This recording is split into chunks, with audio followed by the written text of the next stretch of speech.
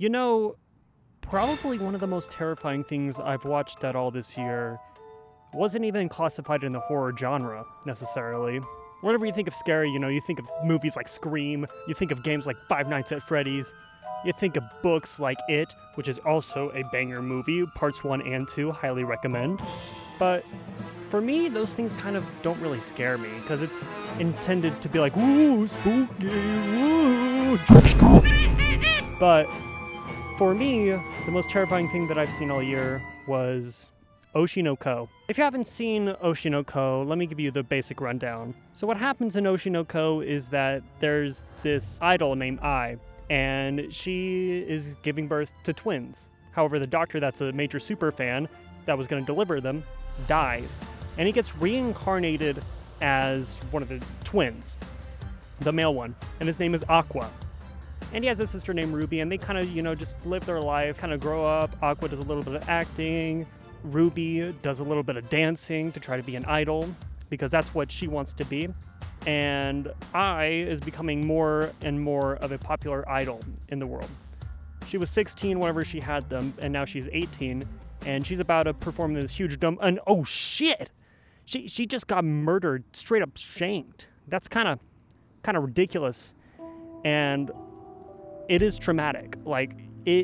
This was a whole hour and a half, full-on movie that I've basically watched to have this prologue be established of the show. And the twist was so shocking. I didn't even know, even though that I watched it late, I didn't even know that happened. So I was very emotionally impacted by that. And it spooked me.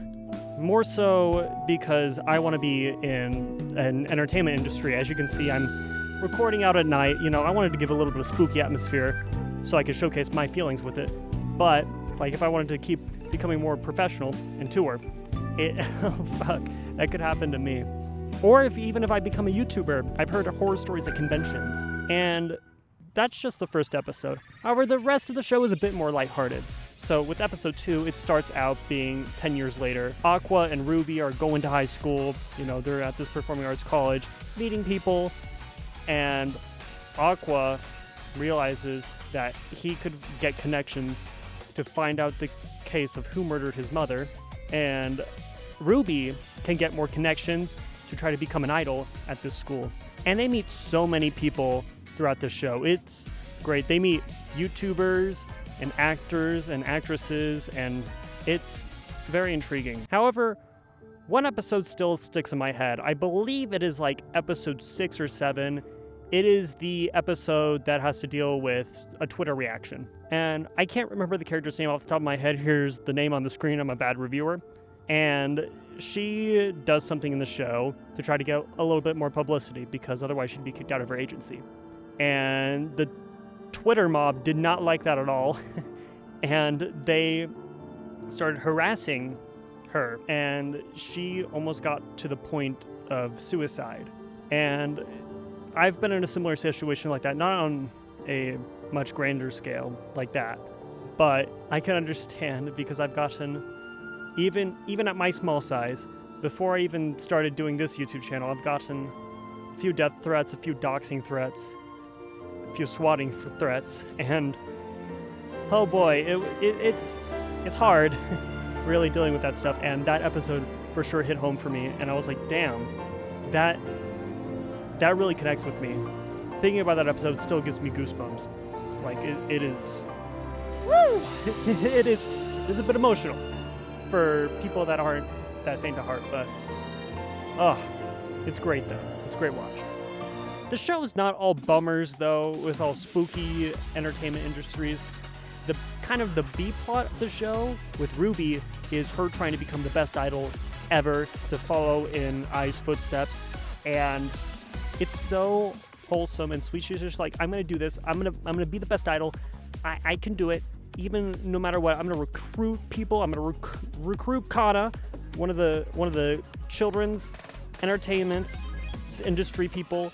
And I'm gonna recruit this YouTuber, and we're gonna be the new idol group, and we're gonna be the best, and it's gonna be awesome. And seeing her grow as an idol, having her first performance at episode 10 or 11, was really, really impactful, and I was like, damn, she's doing it. But also, there's a little sussiness in Oshi no Ko. See, Aqua is in love with his mom. Yeah. So the reason why is because he wants to avenge her because he loves her so much. Not in a like mother-son way. No, in more of a mother-son way, if you know what I'm saying. And it's like they didn't have to put that in the show at all because it's kind of gross and yucky, and I really don't like that because it's incest bad, people. Just know that. Another thing that I do like about this show is that it's animated beautifully. Like, oh my gosh, the colors pop so much. Even in the murder scene that I talked about previously, the colors are very contrasting, showing life and death, and it is very impactful. It helps elevate the show's story so much.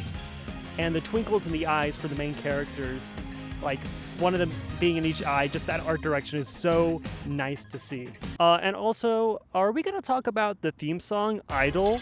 Oh my gosh, Yasobi did it again with a banger song. I love Yasobi, they're my favorite artist, and they created one of the most bumpin' songs for this anime, and it's still like #1 on Japanese Billboard charts for like 20 weeks in a row.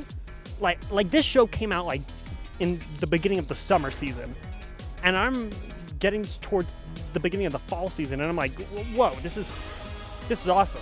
Good for you, Yasobi. If you're watching this video, kudos to you. I did fall in love with the show besides Aqua's creepiness. If I did have to give this show a rating, I would have to give it probably 9 out of 10. I can't wait to see where the mystery goes and the idol building goes and everything about this show. I just love, except the incest. Incest is gross, and you can't tell me otherwise. Hopefully, this show gets season 2, and I'm ready for season 2 whenever it comes out.